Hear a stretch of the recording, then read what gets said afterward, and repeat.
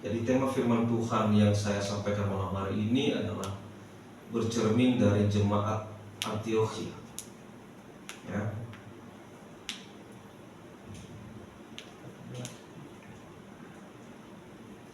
Jadi Bapak Ibu yang dikasihi Tuhan, kita belajar malam hari ini untuk belajar bercermin dari jemaat di Antiokhia. Nah, seperti apa sih jemaat di Antiokhia? Saya akan coba jelaskan dulu kota Antiokhia itu apa. Ya, ini kota Antiokhia itu adalah itu terletak di Syria yang merupakan kota kosmopolitan pada zaman kejayaan Romawi. Jadi kalau saya katakan kota Antiokhia ini adalah kota yang cukup maju, modern ya. Mungkin kalau zaman sekarang seperti kota Jakarta atau minimal kayak Jabodetabek lah. Dia kota yang punya warga yang berlatar belakang macam-macam, berbeda-beda, suku yang berbeda-beda, dengan tingkat ekonomi berbeda-beda, dengan jabatan yang berbeda-beda. Ada di Jakarta kalau mau nyari itu. Kalau mau nyari orang terkaya, ada di Jakarta. Kalau mau nyari orang termiskin, ketemunya di Jakarta. Kalau mau nyari orang pangkat tertinggi, ada di Jakarta. Nah, seperti itulah gambaran Antiokhia ini. Kota yang indah, memiliki segala sesuatu untuk ditawarkan. Jadi kalau kita mau apa-apa, ada di Antiokhia pada saat itu. Makanya kan suka dikatakan di Jakarta itu sangat-sangat manis Jakarta. Kalau ada lahan sedikit aja, orang punya lahan sedikit aja, udah dia bisa bertahan Jakarta. Dia bisa dagang di situ, dia bisa berusaha apa di situ. Jadi uang. Jadi begitu menariknya itu Jakarta. Nah ini sama dengan Antiokhia. Menjadi salah satu kota pusat perdagangan. Nah ini Jakarta nanti Jakarta ini menjadi pusat perdagangan nasional. Setelah Jakarta bukan lagi menjadi ibu kota, karena ibu kota sudah pindah ke IKN, maka nanti Jakarta itu akan menjadi pusat perdagangan nasional. Nah, Antiokhia juga merupakan pusat pemujaan berhala dan perbuatan amoral. Nah ini dia masalahnya. Antiokhia itu modern, semua ada di dalam, kaya, miskin, tinggi, rendah, semuanya ada di situ. Tapi dia juga merupakan pusat pemujaan berhala dan perbuatan amoral. Nah, bagaimana juga di daerah seperti di daerah Jakarta atau Jabodetabek? Ya, pemerkosaan, pembunuhan apa-apa ada di sini di Jabodetabek. Jadi tadi saya baca ini, saya pikir ini gambarannya ini kayak Jabodetabek. Saya nggak bilang hanya Jakarta ya, karena namanya Bekasi, Bogor, Tangerang dan Depok itu hampir sama. Ya mirip-mirip lah kondisinya dengan Jakarta. Nah Bapak Ibu, itu tadi kondisi kota Antiokhia. Lalu jemaat Antiokhia itu dimulai ketika penganiayaan sejak kematian Stefanus. Jadi ketika penganiayaan, ketika kematian Stefanus ini, orang Kristen tersebar dan memberitakan Injil. Ya. Jadi sebutan Kristen itu pertama kali muncul di Antiokhia untuk menyebut murid-murid Kristus. Terdiri dari banyak latar belakang suku bangsa. Jemaat ini menjadi pusat perjalanan misi Paulus. Jadi sebutan Kristen itu muncul di Antiokhia untuk menyebut murid-murid Kristus. Jadi kalau ditanya di mana muncul pertama kali istilah Kristen ini, sebutan Kristen itu muncul di Antiokhia, di kota yang tadi pusat berhala ini,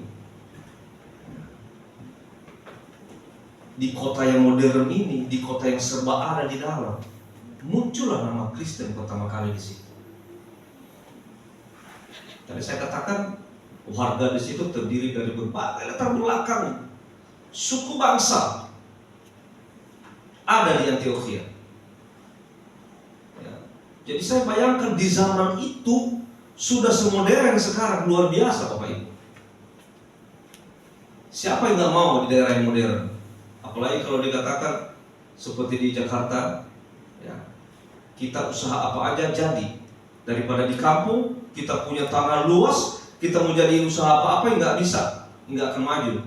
Tapi coba kalau di Jakarta, punya lahan kecil aja, jadi usaha bisa jadi. Nah, jemaat-jemaat di Antiokhia ini menjadi pusat perjalanan misi Paulus.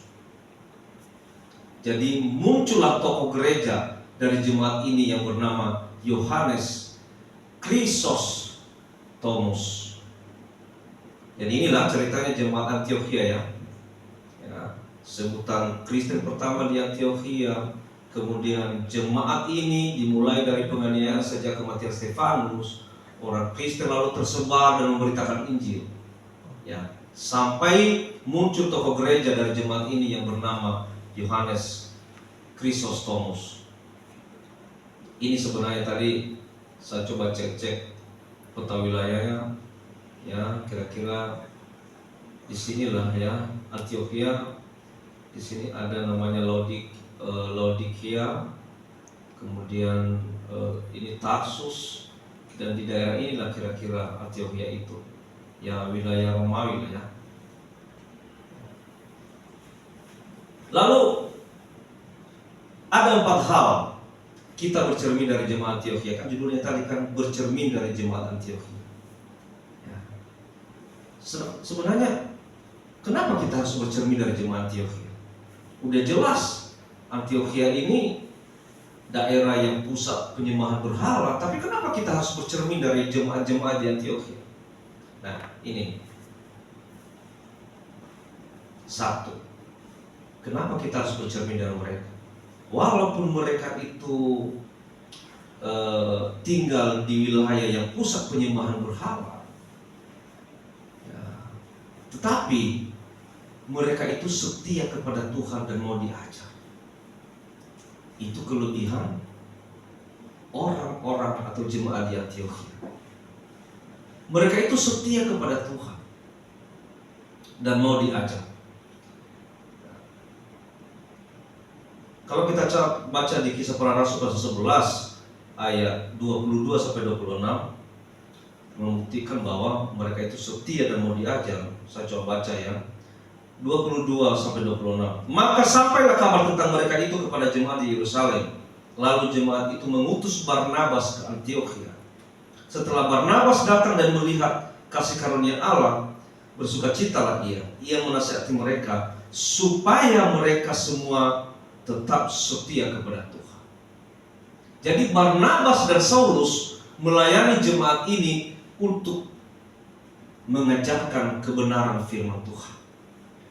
Ya, Barnabas dan Saulus yang sebelum dia bertobat dengan Saulus ya. Barnabas dan Saulus ini melayani jemaat ini untuk mengajarkan kebenaran dan firman Tuhan. Nah, dikatakan di sini 23, setelah Barnabas datang dan melihat kasih karunia Allah, bersukacitalah ia. Ia menasihati mereka supaya mereka semua tetap setia kepada Tuhan. Karena Barnabas adalah orang baik, penuh dengan Roh Kudus dan iman. Sejumlah orang dibawa kepada Tuhan. Sampai sekarang Antiokhia itu menjadi berkat bagi bangsa, menjadi contoh, dan sering diberitakan di atas mimbar ini, di mimbar-mimbar gereja, ya, di mana-mana diberitakan bahwa bercermin dengan jemaat di Laodikia, di Antiokhia, bercermin dan bercermin. Kenapa? Ini sebenarnya karena jemaat itu mereka setia kepada Tuhan dan mau diajar. Sejujurnya saya sangat sedih sebenarnya kalau melihat jemaat Tuhan itu yang tidak mau setia. Bagaimana mau diberkati? Bagaimana Tuhan ada dalam hidupnya? Bagaimana engkau mau disertai Tuhan sementara engkau sendiri tidak setia kepada Tuhan?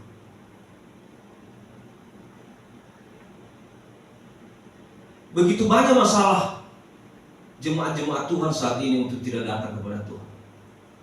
masalah pekerjaan lah, masalah keluarga lah, masalah apa. Coba lihat jemaat di Antiokhia ini. Kurang besar apa masalah mereka? Mereka tinggal di tempat yang pusat penyembahan berhala. Artinya mereka sebenarnya punya alasan kalau tidak mau datang kepada Tuhan. Punya alasan kuat. Kenapa? Takut, ngeri, takut kami diapain. Tapi apa yang terjadi? Mereka setia kepada Tuhan. Dan bukan hanya setia, mereka mau diajar. Jadi mau doa, mau ibadah, mau baca firman Tuhan dan sebagainya, berkoar-koar ngomong firman, kalau engkau tidak setia, percuma. Engkau tidak akan jadi berkat dan engkau tidak akan pernah diberkati kalau engkau tidak setia.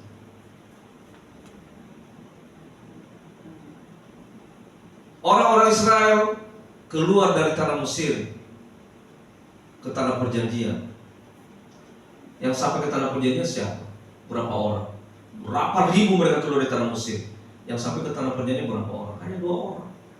Hanya ini yang setia. Yang lainnya semua, termasuk Musa sekalipun, dia tidak sampai ke tanah perjanjian itu. Kenapa? Ya, padahal Musa itu utusan Allah, tapi hanya karena dia tidak bisa mengendalikan emosinya, marah melihat orang-orang Israel yang bersungut-sungut, ngedumel, nyalahin Tuhan. Akhirnya marah, hanya karena marah itulah, itu yang menghalangi dia masuk ke tanah perjanjian. 2 orang yang sampai ke tanah perjanjian, Yosua dan Kaleb. Kenapa? Karena mereka setia. Jadi benar firman Tuhan mengatakan bahwa nanti banyak yang dipanggil itu, tapi sedikit yang terpilih. Mungkin kita ini semua dipanggil Tuhan, ayo datang, panggil Tuhan. Tapi kita nggak tahu nanti siapa yang terpilih. Hanya yang setia. Saya berharap kalau kita ini semua setia, ini udah lebih dari 2 orang. Berarti kita sudah melebihi orang-orang Israel yang masuk, yang sampai ke tanah Kanaan itu yang setia. Tapi ada nggak sih di antara kita yang setia seperti mereka? Dengan melalui berbagai tantangan, mengalami berbagai tantangan di perjalanan selama 40 tahun itu. Ada nggak kita yang setia seperti mereka? Ada nggak tantangan yang kita hadapi seperti mereka? Menghadapi tantangan dan perjalanan selama 40 tahun? Saya rasa enggak. Paling kita mengalami masalah, ya paling kita mengalami masalah perut, ya masalah dompet, paling itu yang kita hadapi, yang kita alami. Orang-orang Israel, karena mereka sudah enak di Mesir walaupun mereka diperbudak, mereka bersungguh-sungguh menyalahkan Tuhan. Nah, saya katakan, mari kita belajar dengan jemaat Antiokhia ini. Mereka itu setia kepada Tuhan dan mau diajar.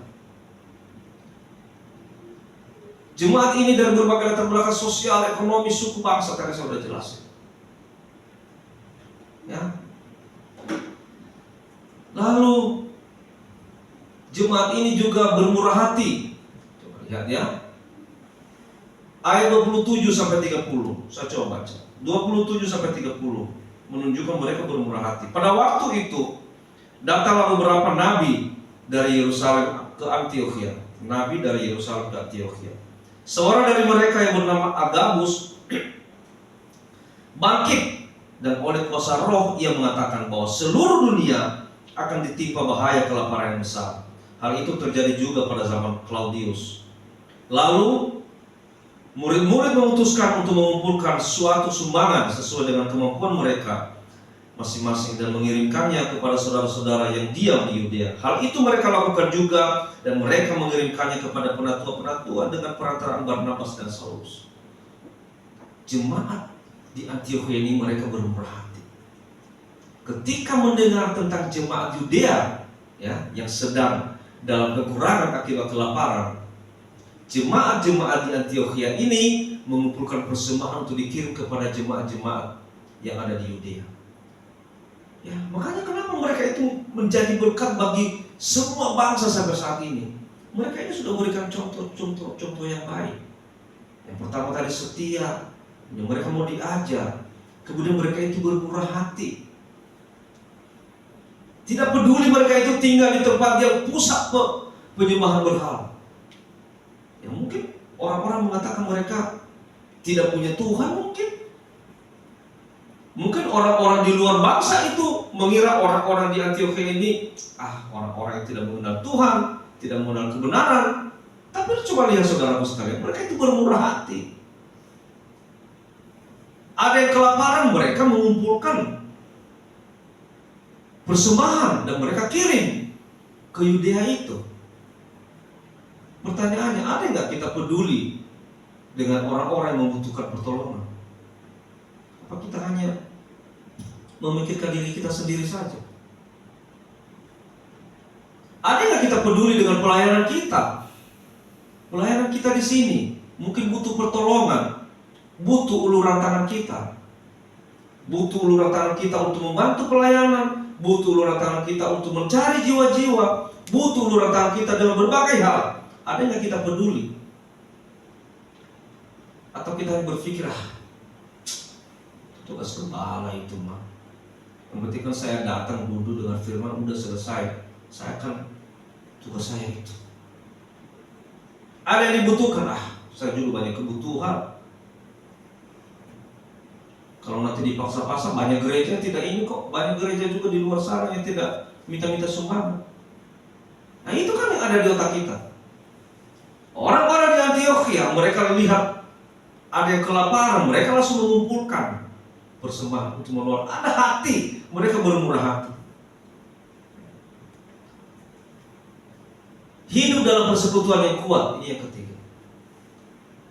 Selain tadi bermurah hati, yang ketiga, mereka itu hidup dalam persekutuan yang kuat. Ayat 13, pasal 13 ayat 1. Intinya, persekutuan yang kuat itu terlihat dari para pemimpin mereka. Jemaat itu yang bersatu.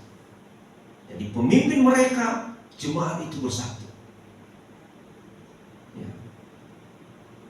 Kalau mau juga ya pelayanan kita maju, penggembalaan di tempat ini maju, ya, harus ada persatuan di antara kita. Harus.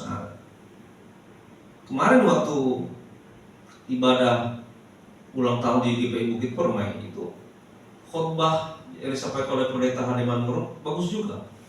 Walaupun dia menyampaikan dengan begitu simpel ya, dengan begitu simpel, tapi saya lihat sih bagus. Dia mengatakan bahwa sesuai dengan nafs firman yang dibacakan, bahwa kenapa maju sesuatu organisasi? Ya karena mereka itu mengerjakan bagian-bagian mereka sesuai dengan bagian mereka masing-masing. Mereka melaksanakan tugas tanggung jawab mereka sesuai dengan tugas dan tanggung jawab mereka masing-masing. Ada kebersamaan. Jadi tidak saling menunggu. Lalu ketika masing-masing itu membutuhkan juga pertolongan, misalnya si A, si B, si C, lalu si A merasa butuh pertolongan, jangan juga dicuekin. Itu kan tugas lu. Tugas gua udah selesai. Bodoh, lu urusin sendiri. Itu juga organisasi bisa mati. Nah justru di situ kerjakan tugas bagian masing-masing dengan penuh tanggung jawab. Lalu jika di masing-masing bagian itu juga butuh uluran tangan, tolong bantu. Karena tujuan kita bukan untuk kepentingan masing-masing kita, tapi tujuan kita adalah untuk memajukan organisasi tersebut, wadah tersebut kita majukan. Karena kita punya satu tujuan. Bagus juga itu firman Tuhan. Penjelasan yang begitu simpel, sederhana, tapi menggigitlah saya katakan, berkesan sampai sama saya sampai sekarang. Nah, ini orang-orang di Antiokhia, mereka itu hidup dalam persekutuan yang kuat. Ya. Kenapa? Karena persekutuan yang kuat itu terlihat dari para pemimpin mereka, jemaat itu yang bersatu. Harus bersatu. Bapak Ibu, saya khotbah di sini, saya teriak-teriak di depan itu tidak sekali dengar ya. Coba renungkan apa yang saya sampaikan di sini. Kalau hanya didengar, habis itu selesai, tidak akan jadi berkat buat kita. Coba renungkan. Berkali-kali saya sampaikan di sini. Ayo, mari kita bergerak. Kalau kita mau maju dalam berbagai hal, dalam pelayanan juga kalau kita mau maju, ayo bersatu, bergerak masing-masing, berpegangan tangan. Ya.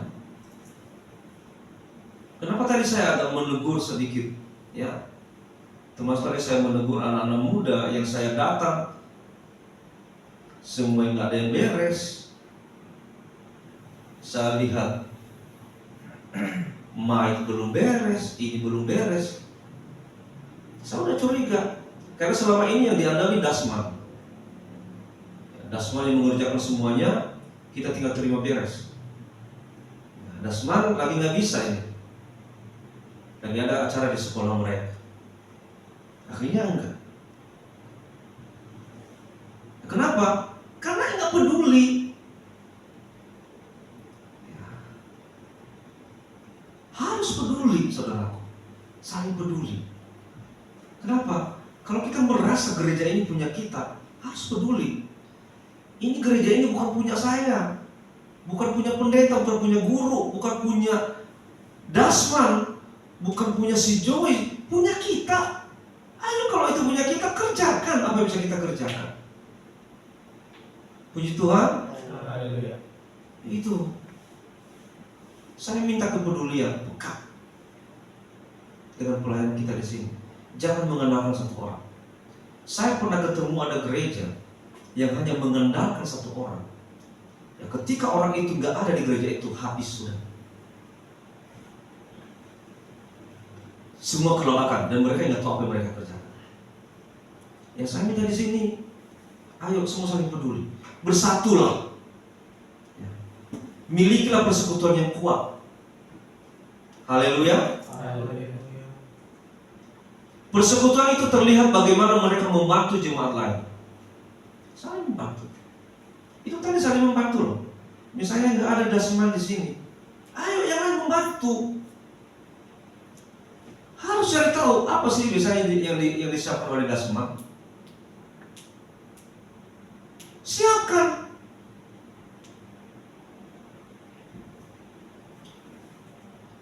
Persekutuan itu terlihat bagaimana meski berbagai latar belakang mereka tetap bersatu. Dalam persekutuan kita tidak boleh melihat latar belakang siapapun. Tidak boleh melihat latar belakang ini suku A, ini suku B. Ya. Ini orang kaya, ini orang miskin. Ya. Ini orang tinggi, ini orang rendah. Nggak ada cerita. Kalau namanya persekutuan, sama di mata Tuhan. Haleluya. Sama di mata Tuhan. Ya oleh karena itu, jangan ada yang segan-segan kalau bekerja untuk melayani Tuhan. Yang juga merasa ekonominya bagus, jangan juga merasa sombong belagu untuk melayani Tuhan. Sama kok. Nanti kita bantu juga dalam doa. Bapak Pendeta Erastus sedang sakit, ya, sedang meresmikan sekolah di mana itu, di NTT atau di mana. Tiba-tiba jatuh di kamar mandi, stroke. Saudaraku, Pendeta Erastus secara ekonomi udah lumayan mapan banget, sangat mapan.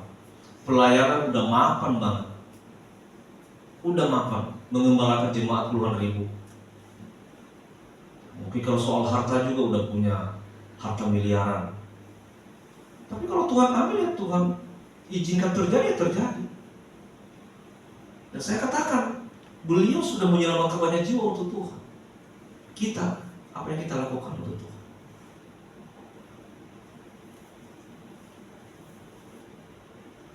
Lalu yang ketiga, jemaat Antiokhia itu menjalankan misi. Kisah Rasul pasal 13 ayat 2 sampai 3. Intinya, ketika Roh Kudus meminta Barnabas dan Saulus, pemimpin mereka, untuk pergi ke ladang misi, jemaat itu merelakan keduanya pergi. Ya, merelakan keduanya pergi untuk menjalankan misi. Ada 4 kebenaran tentang misi. Cepat saya sampaikan ya, misi adalah isi hati Allah. Jadi misi itulah isi hati Allah. Jadi kalau ada itu urusan-urusan misi, misionaris yang bekerja untuk misi itu bukan untuk kepentingan mereka.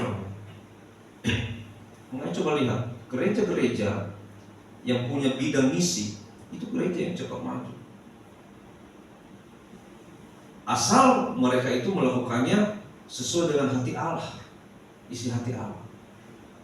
Walaupun juga banyak memang di lapangan penyelewengan, ya, dengan misi ini kan memang itu juga salah satu wadah untuk dan salah satu media untuk mencari dana juga, dana untuk misi. Nah, kalau itu untuk digunakan untuk pekerjaan misi, ya puji Tuhan, maksud saja. Tapi kalau itu banyak juga yang menyalahgunakan memang sih ya, namanya juga uang itu akar dari segala kejahatan. Ya, ketika uang sudah terkumpul banyak, kadang-kadang tugas misi itu nggak dikerjakan, tapi uangnya habis. Kenapa? Karena mereka tidak menjalankan misi itu sesuai dengan isi hati Allah. Nah, misi yang saya maksud di sini adalah isi hati Allah sendiri. Ya, Yesaya 18 ayat 23. Apakah aku berkenan kepada kematian orang fasik? Demikianlah firman Tuhan Allah. Bukankah kepada pertobatannya supaya ia hidup? Lalu Yohanes 3:16. Karena begitu besar kasih Allah ke dunia ini sehingga ia telah mengaruniakan anaknya yang tunggal, supaya setiap orang yang percaya kepadanya tidak binasa melainkan beroleh hidup yang kekal. Siapakah setiap orang itu yang dimaksud? Yaitu keluarga kita, orang dekat, teman, kenalan kita, musuh kita, tetangga kita. Nah, ini tadi yang saya maksud. Misi di sini tujuan utamanya apa? Menyampaikan Injil dan menyelamatkan jiwa-jiwa untuk Tuhan. Siapakah yang kita selamatkan? Siapakah orang-orang yang masuk di sini? Makanya katanya, karena begitu besar kasih Allah ke dunia ini sehingga ia telah mengaruniakan anaknya yang tunggal, supaya setiap orang. Siapakah setiap orang yang dimaksud? Ya, yang dimaksudlah orang-orang keluarga kita. Keluarga inti kita, keluarga besar kita, famili kita harus selamatkan mereka. Lalu orang-orang dekat kita, teman kita, kenalan kita, dan musuh kita sekalipun dikatakan, sampaikan Injil kepada mereka dan tetangga-tetangga kita. Saya nggak tahu kita, apakah kita punya hati untuk menyampaikan Injil ini kepada semua orang? Ya.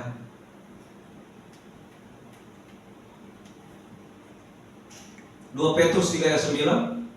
Tuhan tidak lalai menepati janjinya, sekalipun ada orang yang menganggapnya sebagai kelalaian, tetapi ia sabar terhadap kamu, karena ia menghendaki supaya jangan ada orang yang binasa, melainkan supaya setiap orang berbalik dan bertobat.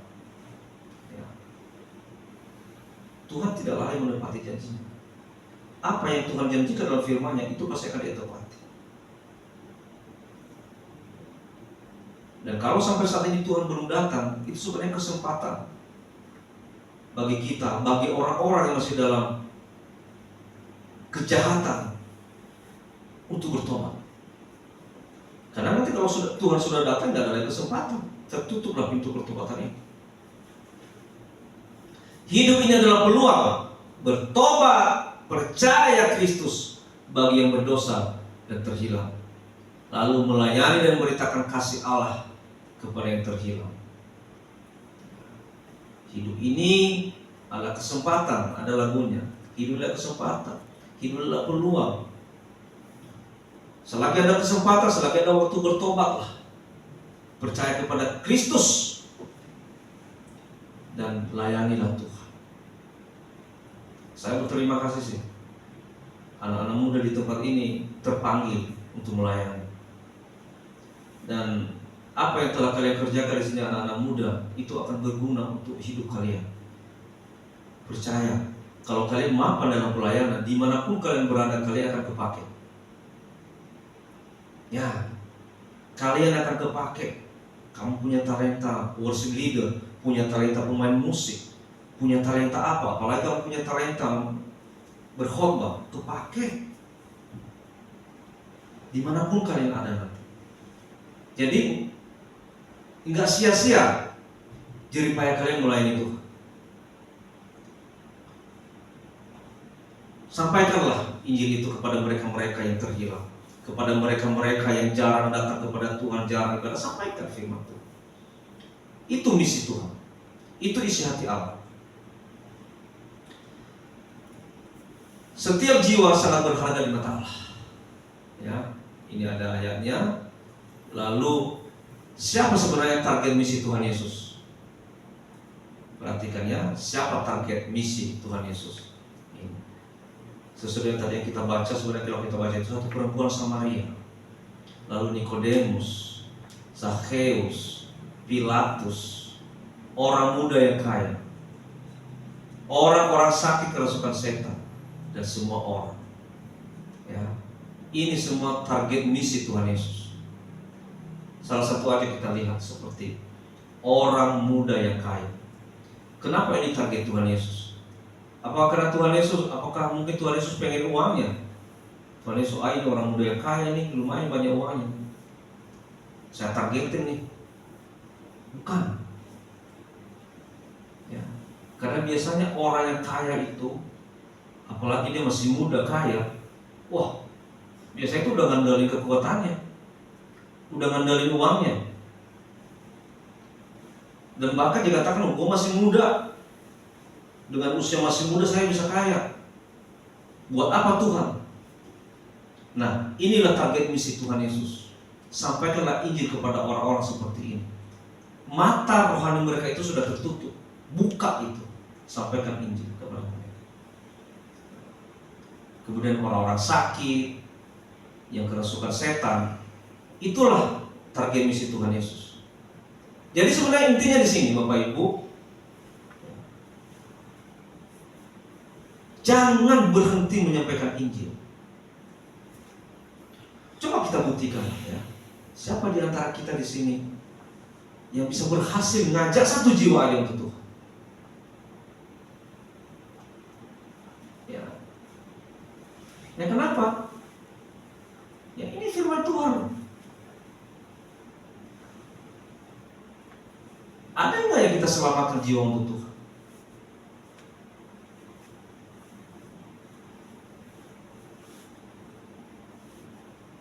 Harus menyampaikan misi itu.